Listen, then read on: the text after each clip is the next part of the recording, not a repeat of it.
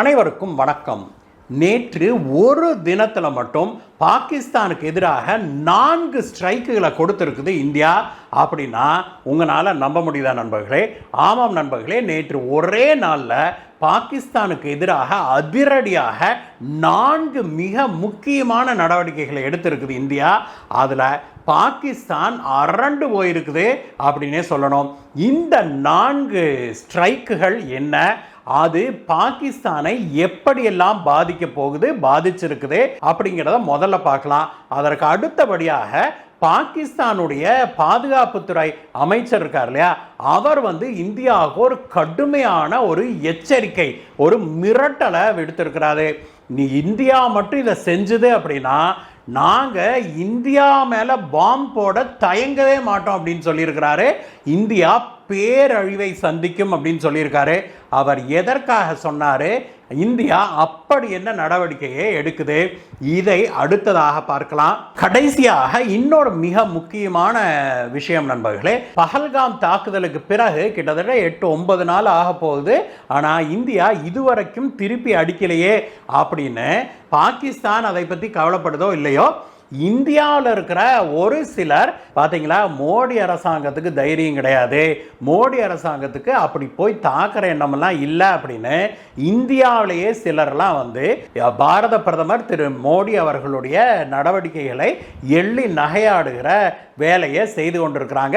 எப்படியாவது திரு மோடி அவர்களுடைய பெயரை கெடுக்கணும் அப்படின்னு சொல்லி இந்த காலகட்டத்தில் கூட இப்படி ஒரு கிரிட்டிக்கலான இந்தியாவுக்கு சப்போர்ட் தேவைப்படுகிற இந்த ஒரு கிரிட்டிக்கலான நேரத்தில் கூட இந்தியாவுக்கு எதிராகவே செயல்படுகிறவர்கள்லாம் பேசுறத வாயை அடைக்கும் விதமாக நேற்றைய தினம் இந்தியா ஒரு மிக முக்கியமான உத்தரவை கொடுத்திருக்குது. அது என்ன? இந்தியா கூடிய விரைவில் பாகிஸ்தானுக்குள்ள புகுந்து தாக்குதல் நடத்த போகுது அப்படிங்கிறதை உறுதி செய்யும் விதமாக ஒரு மிக முக்கியமான உத்தரவு ஒன்று போட்டிருக்குது. இது என்ன அப்படிங்கிறதையும் பார்ப்போம் நண்பர்களே. நீங்கள் நம்ம சேனலுக்கு முதல் முறையாக வந்திருக்கிறீங்க, புதுசாக பார்க்குறீங்க அப்படின்னாக்க கீழே இருக்கிற சப்ஸ்கிரைப் பட்டனை தட்டுங்க. பக்கத்திலே இருக்கிற பெல் ஐக்கன் இருக்கு இல்லையா, அதை கிளிக் பண்ணிவிட்டு அதில் ஆளுங்கிற ஆப்ஷனை கிளிக் பண்ணீங்க அப்படின்னா நாம் போடுகிற வீடியோக்கள் எல்லாம் உங்களை சேரும். வாங்க நண்பர்களே, வீடியோவுக்கு போகலாம்.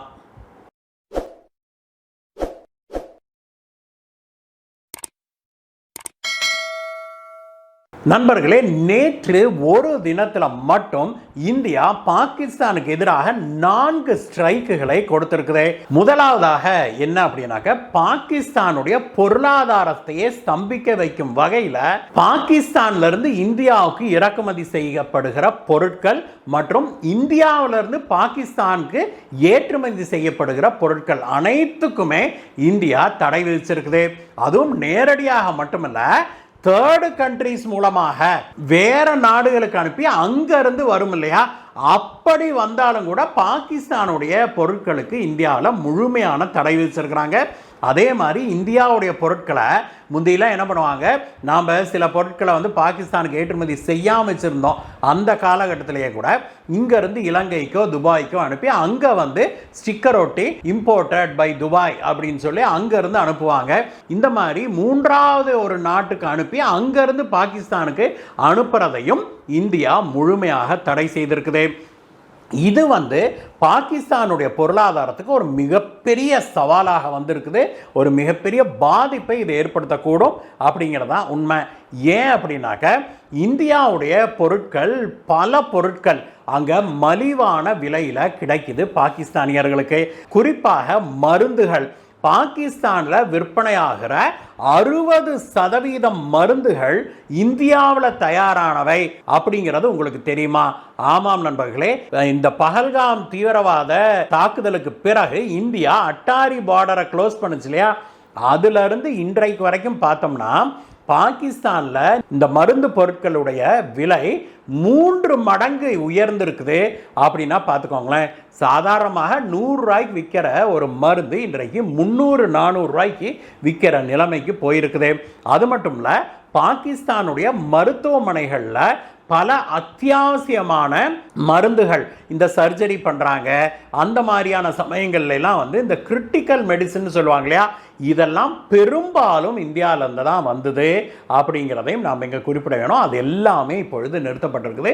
இதனால் பாகிஸ்தானில் இந்த எமர்ஜென்சி சப்ளைஸ் இல்லாமல் நிறைய இந்த சர்ஜரிகளை எல்லாம், அத்தியாவசியமற்ற சர்ஜரிகள், அதாவது உயிருக்கு உடனடியாக ஆபத்து விளையாது அப்படின்னு தெரியற மாதிரியான சர்ஜரிஸ் இதெல்லாம் இருக்கிறதெல்லாம், அந்த மாதிரியான ட்ரீட்மெண்ட்டை எல்லாம் இப்பொழுது அந்த அரசாங்கம் தள்ளி வச்சிருக்குது அப்படின்னா பார்த்துக்கோங்களேன்.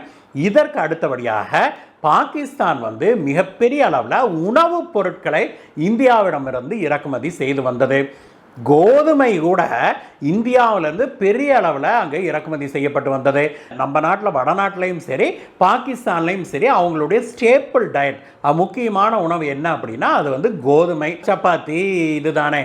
அதற்கு இப்பொழுது பயங்கரமான தட்டுப்பாடு எழுந்திருக்குது பாகிஸ்தானில். பாகிஸ்தானுடைய 1/3 பாப்புலேஷன் இப்பொழுது 3 வேளை உணவு கிடைக்காமல் தவிப்பதாக செய்திகள் சொல்லுது. அது மட்டும் இல்லை, உணவுப் பொருட்களுடைய விலை 300 மடங்கு 400 மடங்கு ஏறிடுச்சு அப்படிங்கிற செய்தியும் எட்டியிருக்குது. ஏற்கனவே இந்த பிரச்சனையெல்லாம் வந்துருச்சு. இப்போ இந்தியா முழுமையான எக்ஸ்போர்ட் அண்ட் இம்போர்ட்டை நிறுத்தினதுல பாகிஸ்தானுடைய பொருளாதாரம் மிகப்பெரிய அடிவாங்க போகுது அப்படிங்கிறது உறுதி. இது முதலாவது ஸ்ட்ரைக்கு. இரண்டாவதாக இந்தியா என்ன செய்திருக்குது அப்படின்னா, பாகிஸ்தானுடைய கப்பல்கள் இருக்குது இல்லையா, அதெல்லாம் இந்தியாவில் நிறுத்துவதற்கு அனுமதி கிடையாது அப்படின்னு சொல்லியிருக்கிறாங்க. பாகிஸ்தான்லேருந்து கிளம்புகிற கப்பல்கள் இங்கே இந்தியாவில் கொச்சின்லையோ அல்லது வேறொரு துறைமுகத்திலையோ நிறுத்தி அங்கே ரீஃபியூவலிங் செய்து கொண்டு பிறகு பிற நாடுகளுக்கு போகிறது வழக்கமாக வச்சிருக்கிறாங்க. அதை வந்து இந்தியா நிறுத்தி விட்டதால் இப்பொழுது அவங்க எல்லாருமே கொழும்பு துறைமுகத்தை மட்டுமே நம்பி இருக்க வேண்டிய ஒரு சூழல் ஏற்பட்டிருக்குது. அது மட்டுமல்ல, இப்பொழுது பங்களாதேஷுக்கு ஏதாவது பொருட்கள் அனுப்பணும் அப்படின்னா தரைமார்க்கமாக அனுப்ப முடியாமல் போயிடுச்சு. அதே மாதிரி இந்தியா வந்து பாகிஸ்தான் விமானங்கள் இந்தியாவின் மீது பறக்கக்கூடாது அப்படின்னு சொன்னதுனால விமானம் மூலமாகவும் பங்களாதேஷ்க்கு பொருட்களை அனுப்ப முடியாமல் போயிடுச்சு. அதற்கு ஒருபடி மேலே போய் இந்தியா கப்பல்களையும் இந்தியாவில் அவங்க பார்க் பண்ணக்கூடாது, நிறுத்துவதற்கு அனுமதி இல்லை, இந்திய போர்ட்டுகளுக்கு வரக்கூடாதுன்னு சொன்னதுனால இப்பொழுது பாகிஸ்தான் வந்து ஏதேனும் பொருட்களை பங்களாதேஷ்க்கு அனுப்பணும்னு நினச்சா அது சுற்றிக்கிட்டு கொழும்பு வழியாக வந்து அதை இலங்கையை சுற்றிக்கிட்டு தான் போக வேண்டியதாக இருக்குது. இது வந்து அதிகப்படியான செலவு பிடிக்குது. அப்படிங்கிறதுனால பாகிஸ்தானுடைய பொருட்கள் பங்களாதேஷுக்கு போகிறது முழுமையாக நின்றுருச்சு அப்படிங்கிறத பார்க்குறோம். இது வந்து பாகிஸ்தானுக்கு இந்தியா கொடுத்த இரண்டாவது ஸ்ட்ரைக். மூன்றாவது ஸ்ட்ரைக் என்ன அப்படின்னா போஸ்டல் பேன். பாகிஸ்தான்ல இருந்து இந்தியாவுக்கு யாரும் இனி கடிதம் கூட எழுத முடியாது, அதை முழுமையாக இந்தியா தடை செய்து விட்டது அப்படின்னா பார்த்துக்கோங்களேன்.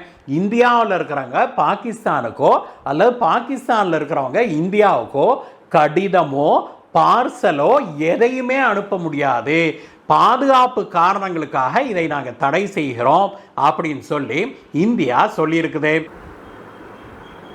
இந்த 3 ஸ்ட்ரைக் பத்தாது அப்படின்ட்டு நான்காவதாக ஒரு மிகப்பெரிய ஸ்ட்ரைக்கை செய்திருக்குது இந்தியா. அது என்ன அப்படின்னா, இந்தியாவிலிருந்து பாகிஸ்தானை நோக்கி பாய்கிற செனாப் நதி இருக்குது இல்லையா, அந்த நதியில் இருக்கிற பக்லியார் டேம்களை முழுமையாக அடைத்திருக்குது இந்தியா. ஏஎன்ஐ நியூஸ் ஏஜென்சி வெளியிட்டிருக்கிற புகைப்படங்களை பார்த்தோமானால் முன்பு தண்ணி ஓடிட்டு இருந்ததும் டேமை நிறுத்தின உடனே அந்த பகுதி முழுக்க தண்ணீர் வடிந்து வறண்டு கிடப்பதையும் பார்க்க முடியுது நண்பர்களே.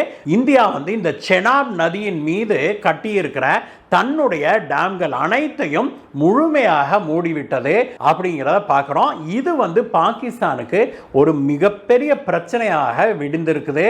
ஏன்னா பாகிஸ்தான் இந்த நதியை நம்பிதான், இண்டஸ் நதியை நம்பிதான் பாகிஸ்தானுடைய 90% விவசாயம் நடக்குது அப்படின்னா பார்த்துக்கோங்களேன். இப்பொழுது இந்தியா இப்படி டேம்களை நிறுத்த ஆரம்பிச்சதுல பாகிஸ்தானுக்கு மிகப்பெரிய பாதிப்பு.